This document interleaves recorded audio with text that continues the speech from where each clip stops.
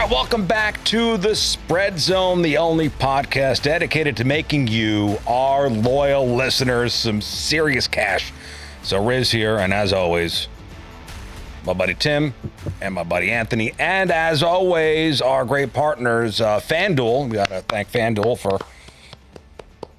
for bringing us Spread Zone this week. And all right, so how did we do last week, Tim? Well, Riz, because today I'm sorry to interrupt, but today we're going to talk college football and NFL Week 1. The podcast started so strong in week 0, with Anthony going 6-3. I went 5-1, and you went 2-0. And there was a little bit of buzz about the momentum, and then week 1 hit. Yes. Anthony 2-2. Which was good enough for first place amongst the three of us. Well, I felt with the way everything broke out on Saturday, I was quite pleased with 2-2. Did we all sit down and watch the Ohio State game? Yeah, yes. At Texas Arch Manning Clinic. Okay, I think I took Texas that game, if I'm not mistaken. Correct, Tim? You did have Texas. All over Texas. You had Texas in the 2.5. And as I'm watching this game and watching Arch Manning not live up to what the insane amount of hype was, right? I click off the TV and I go, oof. That's going to be 0-1. Unfortunately, then you joined me on having Clemson at home against LSU, yeah. Brian Kelly's LSU Tigers, and we lost that one together. Notoriously, Brian Kelly not great in week 1. He got one this past weekend. He got one this weekend. Yeah. He got me too, though, because I had LSU team total over 26.5, which they did not hit. No. They did not hit. So we all took an L in some capacity on Saturday night down in Death Valley, the South Carolina version. Riz, you went against my guy, Lenora Sellers, and my team, the South Carolina Gamecocks. That hit you as well. I lost on Notre Dame and my Irish bias against Miami. And the one result that was just super lopsided that I did not see coming was Baylor at home losing on Friday night to War Eagle. So 0-3 there for me, 0-3 for Riz. Anthony went 1-2 in our non-locks. He was on the Ohio State under. Sharp play. Thank you. Sharp play, but lost on the LSU over, as you made a reference to. And I think the story of the weekend in college football, what took place with Roll Tide Roll. Out of all the games, you could kind of see, all right, Texas going into Columbus. Could you see Arch Manning not living up to the hype? Could you see that being a low-scoring game and Ohio State wins? Yes. Could you see LSU finally getting over the hump and winning a season opener? Sure. But Alabama going to Florida State, I don't know if I oversold Bama or undersold FSU. I guess the answer is yes. Nice. Either way, that was my biggest surprise. How Alabama looked slow. Gus Malzahn put on a clinic when it came to that Florida State rushing attack. Tommy Castellanos backed his word after talking so much throughout the offseason. That one, FSU, incredibly impressive. Alabama, dynasty's over. It's so crazy watching they're an SEC team. That's these Alabama fans losing their minds. They're so used to winning that they don't know how to handle a loss. I think there's one thing to losing. There's another thing to lose in the fashion that they lost. And for Florida State to roll up, I think it was 225 rushing yards, and Alabama to only get 75. I know they were without Jam Miller, their starting running back, but still, that you were dominated. They were fortunate it wasn't more lopsided. So, yeah, their point total, Anthony, was over 31.5, and they were never close. Yeah. Their offensive line, I thought, was one good, and maybe it still will be, the best in football. And they got dominated. Mm-hmm. Dominated in the trenches. Florida State, credit for Florida State. That was the team, how poetic, too, because Alabama gets chosen for the playoff a couple of years ago when Florida State was left out, and Florida State then crushes them on Saturday. We were able to score with Ole Miss in our locks. You had the Ole Miss team total over 47.5. They scored 63. We knew Lane would come through, and I had Ole Miss, Georgia State over 60.5. That, of course, covered since Ole Miss did it by themselves. Georgia State also scored 7. So we got our locks. And then Riz. Not all of us. You were on the Bill Belichick. What defense. happened? What happened there? I took the I took the under. You were on the under of 56.5 for the game between TCU and North Carolina. What happened? Yeah, you kind of got the third quarter got away from North Carolina. Anytime there's going to be a special teams or defensive touchdown, Michael Jordan and was you're in on the under, house. dude. Everybody was in the house. Mike Tyson was in the house. Turns out, if Bill Belichick hires all his friends and his sons and his friends' sons, that might not be the best coaching staff. That is not how you win. Apparently not. It works for Adam Sandler in all his movies. Now, mind you, Maybe not with it's a new team. All these players are pretty much transfers, right? Most of them, yeah. Most of them are pretty much transfers, getting used to the Belichick system. Man, is he still salty, that dude? I mean, is he just Sir Grumps a lot? It's funny. I thought he was going to be Sir Grumps a lot more. And almost in the post-game comments, he's like, yeah, just got dominated. I mean, come on. Beat us pretty bad. With the not putting out a depth chart still. You don't got to be a jerk. He is. And what about the girlfriend on the sideline? She has managed to insert herself into that North Carolina program.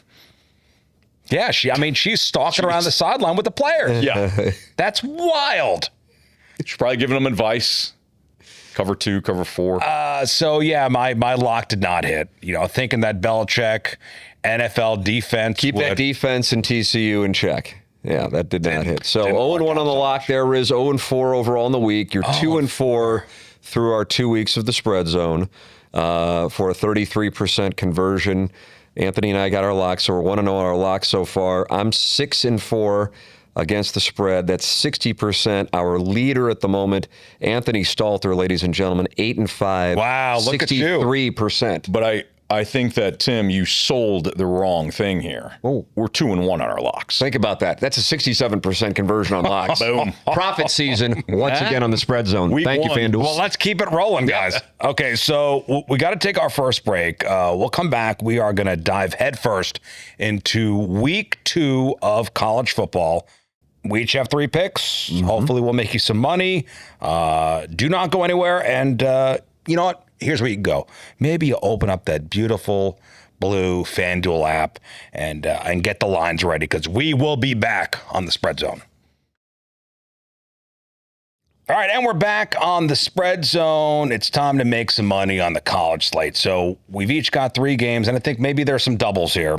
Yeah, we got a little overlap, Because we don't discuss. Listen, we don't discuss before we come in Spread Zone Studios. Right. No. We're looking to make some money here. You better believe it. So, all right, we'll start with Anthony Stalter. Well, even he's in first place. Might as well tout that now. You never know. All right, my first play for college football. I'm going to lay the 5 points with Oklahoma, who is hosting Michigan this weekend. So they went to the portal. They got their quarterback, John Mateer. John Mateer from Washington State. And that offense looked very good. Now, of course, you got to weigh in the competition, all that. I thought they looked sharp in the opener. The summer line was -3 Oklahoma, so now that's up to 5. So you're seeing the books adjust to this. While Bryce Underwood has sky-high upside for Michigan, he's a young, inexperienced quarterback. It's going to be in Norman, and I think Brent Venables and that defense is going to be stout. So I'm going to lay the 5 with Oklahoma. All right, Tim. I will start also in a Big Ten game with the Big Ten on the road also, just like Anthony, except this one is going to Duke, and I am taking ILL and laying the 2.5 at Duke for an 11 o'clock Central Time kickoff. If you're going to go with a team on the road and laying points, give me an 11 o'clock kickoff when there tends to be a little sleepiness in the stands. I'll take ILL laying 2.5 at Duke. All right, for my first pick, we're going to Saturday evening, a 6:30 Central Time start. I'm going to a game that I think has some serious value.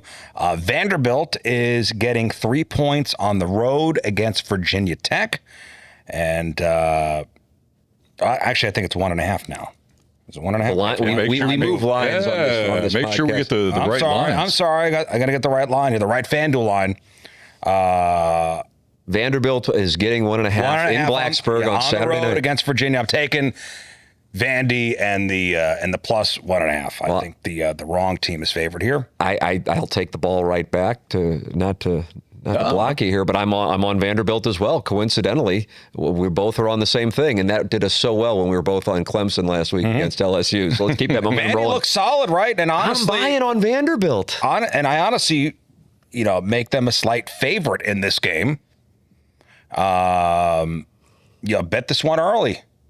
Diego Pavia has completely changed things for Vanderbilt. Like, he came in and just reset what the culture has been at Vanderbilt, which obviously has been bad. It's funny because the line was 3 and it moved, and it's moving the other way. So get on. I would get on it early while it's still what it is. And all right, that's my first pick, Anthony. So my second pick is actually in line with our guy Tim here. I have Illinois laying the 2.5 against Duke. I think this line is way too short. Illinois, they're legit. They're legit. It's a different team. Brett Bielema has been in Champaign now for a couple of years. He's got his team, a lot of returners. The defense is stout. Not much you could take away from the win against Western Illinois, but Duke played Elon. So week 1 you could throw out for both teams. If I'm just going on what I thought coming into the season, Tim, give me Illinois. Yeah. Only laying you can find 2.5s. I'll bet it up to 3. Give me the Fighting Illini. I'm with Tim. Yeah, home dogs on a Saturday night. Give me a little more pause. The 11 o'clock kick. It'll be noon in Durham. I'm on Illinois. I really like that play as well. I gave you my second play, Riz. So and that's of course Vanderbilt. I'm with you. Who is your second pick? My second pick is I'm on the revenge angle, guys.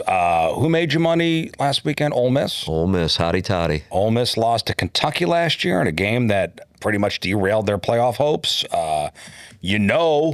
Lane Kiffin remembers that. Mm-hmm. Yeah. The line is Ole Miss giving 10.5. Kentucky barely scraped by Toledo. Barely. Those MAC teams are tough, though. Yeah, well, Ole Miss looked like a rocket ship. I think the Lane train runs See what you did there. Yeah, that was really nice. I think the Lane train runs this thing up. And I'm laying the points with the Rebels. That is a Saturday, 3:30 p.m. Central Time start. That game did not make my final card, but Ole Miss laying the 10.5 was in the works. Oh, it was on the possibility list. Yes, I wouldn't say they're my fourth play, but they're probably fifth. Okay, good. Okay, that's for me. Feel good into this week 0-4. Yeah, I feel all right. Now's the time to back Riz. Yeah. Ain't no way he's going 0-4 again. No. Anthony, next pick. My final pick, and this is a hold your nose type of play. The under 41.5, Iowa State. Oh, wow. Offense is optional, usually when these two teams get together. But if you noticed last week, even in some of the bigger games, the offenses were way off. Quarterback play way down right now. Granted, it's only 1 week.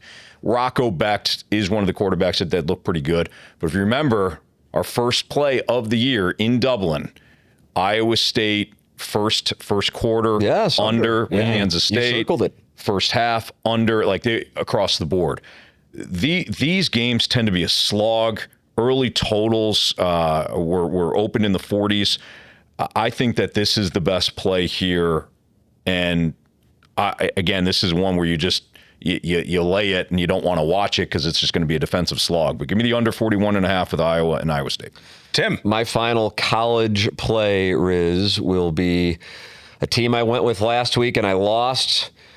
They're on the road against a playoff team this week. I will take Baylor and the 2.5 at SMU.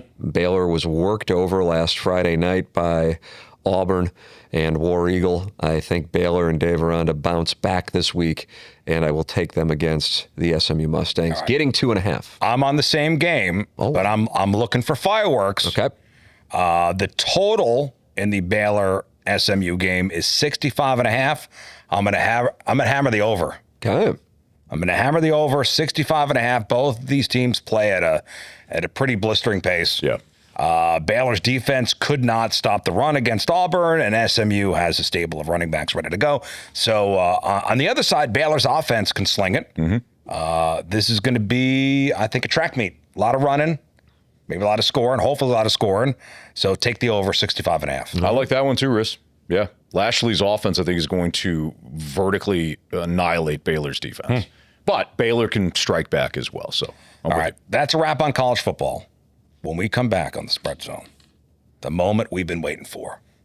The National Football League is back, and we're all picking 3 games. Week 1, you don't want to miss it. So go to FanDuel right now, get the odds, get the numbers, and be ready because we are talking NFL Week 1 next on the Spread Zone.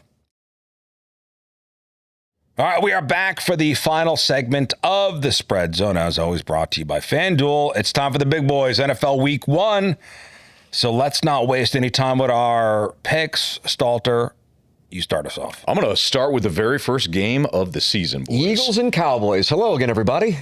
Well done. Nice. Thank you. Give me the EAGLES, Eagles. You're shipping the points? I think they are going to annihilate the Cowboys. What's that number, 8.5? It's 8. I found it at 8. I'd bet it up to 9. Wow. Just get us under the double digits. Yep. Micah Parsons, I think the Micah Parsons trade is going to set a horrible tone for Dallas to open up the season. I mean, this one's going to carry into the season months. Brian Schottenheimer, last time we saw him, was OCing for us here in St. Louis, the Rams. Nobody was hiring him as a head coach. Nobody was hiring him as an offensive coordinator. Now he's the head coach in Dallas. Head coach of the Dallas. So you're laying the 8. Get it. Give me the 8. I think the Eagles cover that number. Dallas, without their top pass rusher, I think it's going to be a bloodbath. No running game for Dallas. They're going to be one-dimensional. Eagles. Tim. Riz, I'm going to go with the second game of the year where I start, and I will take the under of 46.5 on the Chargers and the Chiefs. In Brazil. Slick field in Brazil will keep the offenses in check. Wow. Is that word coming out of Sao Paulo? I have so many sources in Brazil, and my sources say slick field on these soccer fields. And we saw how the travel can impact teams with their offenses to start a season with our good friends Farmageddon and Dublin, Iowa State. Yeah, but these guys travel different. Under, ship it. Chargers, Chiefs, 46.5, under. Will Taylor Swift be at the game? God, I would think no.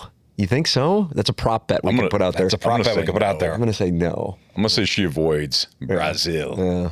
Yeah, she was there for the Cincinnati-Nebraska game at Arrowhead. I don't think she's making the trip down to... She gets engaged. All right, for my first pick, I'm looking at the NFC North, the Packers. It's Packers-Lions first game here. Line is only Packers 2.5 at home against Detroit. Sportsline model says that the Packers cover nearly 60% of the time. I'm on it. It's taking the Pack at the minus 2.5. So you're almost going the other way from what I'm doing on Thursday night with the Cowboys. I'm fading them without Parsons. You're hopping on the Parsons bandwagon. Momentum coming into this. They added Parsons and a first-round receiver, right? Yes, Matthew Golden. Yep, Golden goes to that offense. Jordan Love, if he's healthy, is more than steady. Green Bay, top to bottom, second best team in the NFC right now, behind the Eagles. For me. So, laying the 2.5, taking the Packers. I like it. Next pick, Anthony.